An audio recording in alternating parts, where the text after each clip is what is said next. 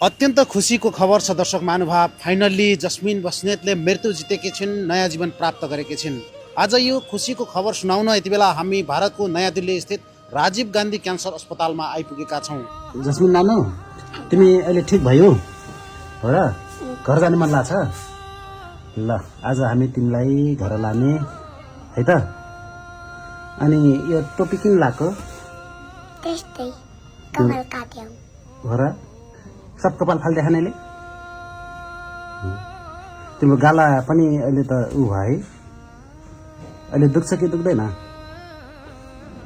Bone म्यारो transplant भयो है? के भयो भन त? के गरिदिनु भयो डाक्टरले? यहाँ पछाडि त्यो गरिदिनु भएको थियो भएपछि पाइप हालिदिनु भएको थियो। ए, अहिले तिमी निको भयो पुरै? कोलाई सम्झिरहेको छौ भन त अहिले? अहिले हटाउलाई सानो मङ्कललाई अनि वर्षा सङ्कललाई कुसुम अङ्कललाई अनि सबैलाई सम्झ। नवीन डिसी चिन्छ कि नै? करिब करिब 2 रात 1 दिनको यात्रा, काठमाडौँबाट दिल्लीसम्मको यात्रा। हाम्रो टिम भोजस थापा सहितको हामी सञ्चारकर्मीहरूको टिम यति बेला दिल्ली आइपुगिसकेको छ। अब नानुलाई डिस्चार्ज गराउने विभिन्न प्रक्रियाहरू थालनी भइसकेको छ।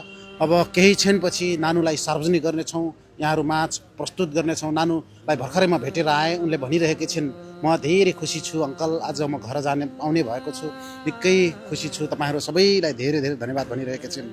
साँच्चीकै हामीले थालनी गरेको हाम्रो सञ्चार माध्यमबाट, सञ्चार कर्मबाट एउटी बालिका जो मृत्यु कोरेर बसेकी थिइन्, उनको लागि हामीले चलाएको अभियानले अर्थ पायो।